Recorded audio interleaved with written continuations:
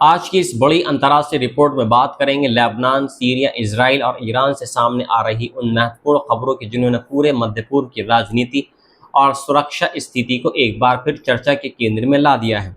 एक तरफ इजराइल के वित्त मंत्री बेजलाल स्मोट्रिच ने लेबनान को लेकर बेहद आक्रामक बयान दिया है, तो दूसरी ओर सीरिया के राष्ट्रपति अहमद अल शरा ने उन रिपोर्ट्स का खंडन किया है जिसमें दावा ये किया जा रहा था कि सीरिया लेबनान में सैन्य हस्तक्षेप की तैयारी कर रहा है। इसी बीच ईरान और अमेरिका के बीच युद्ध विराम समझौते की घोषणा के बाद उन वरिष्ठ ईरानी नेताओं की सूची भी चर्चा में है जिनकी मौत युद्ध के दौरान हुई, जिन्होंने ईरान की राजनीतिक तथा सैन्य व्यवस्था में महत्वपूर्ण भूमिका निभाई थी। सबसे पहले बात करते हैं इजराइल और लेबनान के मोर्चे की। इजराइल के वित्त मंत्री बेजलाल स्मोट्रिच ने सोशल मीडिया प्लेटफॉर्म एक्स पर एक बयान जारी करते हुए कहा है कि लेबनान से इजराइल की ओर दागे जाने वाले प्रत्येक रॉकेट के बदले बैरूत के दहिये इलाके में 10 इमारतों को नष्ट कर दिया जाना चाहिए। दहिये जो क्षेत्र है वो हिजबुल्लाह का एक प्रमुख गढ़ माना जाता है और यह बैरूत के दक्षिणी उपनगरों में स्थित है। स्मोट्रिच ने कहा कि यदि लेबनान से एक भी रॉकेट या ड्रोन हमला होता है तो उसका जवाब तुरंत और बेहद कठोर तरीके से दिया जाना चाहिए। उनका ये बयान ऐसे समय में आया है जब अमेरिका और ईरान के बीच युद्ध समाप्ति को लेकर समझौते की घोषणा हो चुकी है और क्षेत्र में तनाव कम होने की उम्मीद अब जताई जा रही है। स्मोट्रिच का आरोप है कि हिजबुल्लाह को इस राजनीतिक परिस्थिति का फायदा उठाकर उत्तरी इजराइल पर हमले करने की अनुमति नहीं दी जानी चाहिए। दूसरी ओर इजरायली सेना ने दावा ये किया है कि उत्तरी इजराइल के कई इलाकों में सायरन बजाए गए क्योंकि लेबनान से रॉकेट दागे गए थे। सेना के अनुसार ये रॉकेट दक्षिणी लेबनान के उन क्षेत्रों से दागे गए जहां इजरायली सैनिक तैनात हैं। इजराइल का कहना है कि उन हमलों में किसी के घायल होने की कोई खबर नहीं मिली है। इजरायली मीडिया ने यह भी दावा किया है कि लेबनान से छोड़ा गया एक ड्रोन सीमा पार कर उत्तरी इजराइल में प्रवेश कर गया था, जिसके बाद दो समुदायों में चेतावनी सायरन बजाए गए। अब बात करते हैं सीरिया की, जहां राष्ट्रपति अहमद अल शरा ने उन रिपोर्ट्स को पूरी तरीके से खारिज कर दिया है जिनमें कहा यह जा रहा था कि सीरिया लेबनान में सैन्य हस्तक्षेप करने वाला है। सीरियाई सरकारी समाचार एजेंसी सना के अनुसार राष्ट्रपति शरा ने स्पष्ट शब्दों में कहा है कि सीरिया के लेबनान में प्रवेश करने की खबरें पूरी तरीके से गलत है और उनका वास्तविकता से कोई संबंध नहीं है। उन्होंने सीरिया और लेबनान के बीच सीमा निर्धारण के मुद्दे पर भी टिप्पणी की।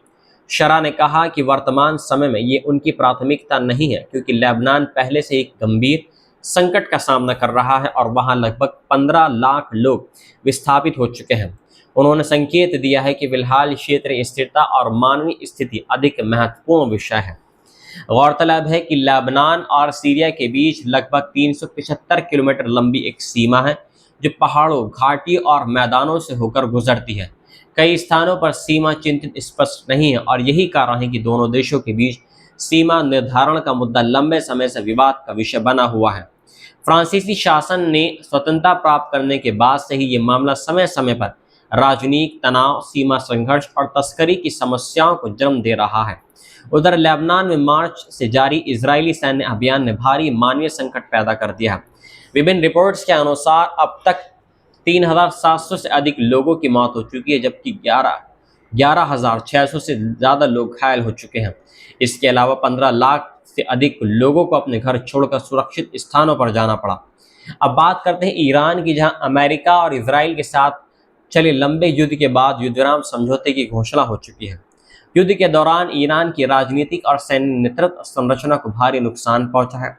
कई वरिष्ठ नेता और सैन्य अधिकारी हवाई हमलों में मारे गए। सबसे बड़ा झटका ईरान के सर्वोच्च नेता हयातुल्लाह अली खामेनी की मौत को माना जा रहा है। रिपोर्ट्स के अनुसार युद्ध के पहले दिन तेहरान में वरिष्ठ अधिकारियों की एक बैठक पर हुए हमले में खामेनी मारे गए थे। बताया गया कि उनके परिवार के कुछ सदस्य भी इस हमले में मारे गए थे। उसके बाद उनके पुत्र मुश्तबा खामेनी ने नेतृत्व संभाला, लेकिन अब तक उन्होंने सार्वजनिक रूप से कोई बड़ा संबोधन नहीं किया है। ईरान के प्रभावशाली सुरक्षा प्रमुख अली लारिजानी की मौत को भी इस्लामिक गणराज्य के लिए बड़ी क्षति माना जा रहा है। लारिजानी कई दशकों तक ईरानी व्यवस्था के प्रमुख स्तंभों में से एक रहे थे। मार्च में हुए एक हमले में उनकी और उनके परिवार के कुछ सदस्यों की मृत्यु हो गई थी। इसी तरह इस्लामिक रेवोल्यूशनरी गार्ड कॉर्प्स के प्रमुख मोहम्मद पाकपोर भी युद्ध के पहले दिन मारे गए। उनके स्थान पर पूर्व रक्षा मंत्री अहमद वाहिदी को जिम्मेदारी सौंपी गई है। रेवोल्यूशनरी गार्ड्स की नौसेना के प्रमुख अली रेज़ा तंगसीरी की मौत भी ईरान के लिए बड़ी क्षति मानी गई। उन्हें स्टेट ऑफ हार्मोन्स की सुरक्षा और समुद्री रणनीति का प्रमुख चेहरा माना जाता था। इसके अलावा सर्वोच्च नेता के सलाहकार अली शामखानी, खुफिया मंत्री इस्माइल खतीब, रक्षा मंत्री अजीज नासिरजादे, बसीत बल के प्रमुख गुलाम रेजा सुलेमानी, रेवोल्यूशनरी गार्ड्स के प्रमुख अली मोहम्मद नईमी, सर्वोच्च नेता के सैन्य कार्यालय के प्रमुख मोहम्मद शिराजी और सशस्त्र बलों के प्रमुख अब्दुल रहीम मौसवी भी युद्ध के दौरान मारे गए। प्रमुख अधिकारियों में ये सब शामिल बताए जा रहे हैं। इन घटनाओं ने ईरान की सैन्य और राजनीतिक संरचना को गहरा झटका दिया है, लेकिन इसके बावजूद ईरान ने तेजी से नए अधिकारियों की नियुक्ति कर अपनी व्यवस्था को चालू रखा। अब जबकि अमेरिका और ईरान के बीच युद्ध विराम समझौते की घोषणा हो चुकी है, पूरे मध्य पूर्व में ये उम्मीद की जा रही है कि क्षेत्र में तनाव कम होगा और लंबे समय से जारी संघर्षों का कोई राजनीतिक समाधान जरूर निकलेगा।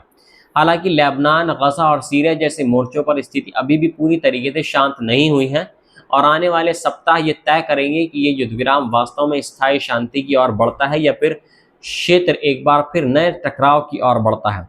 फिलहाल दुनिया की निगाहें मध्य पूर्व पर टिकी हुई हैं, जहां हर नया घटनाक्रम वैश्विक राजनीति, ऊर्जा बाजार और क्षेत्रीय सुरक्षा को सीधे प्रभावित कर रहा है।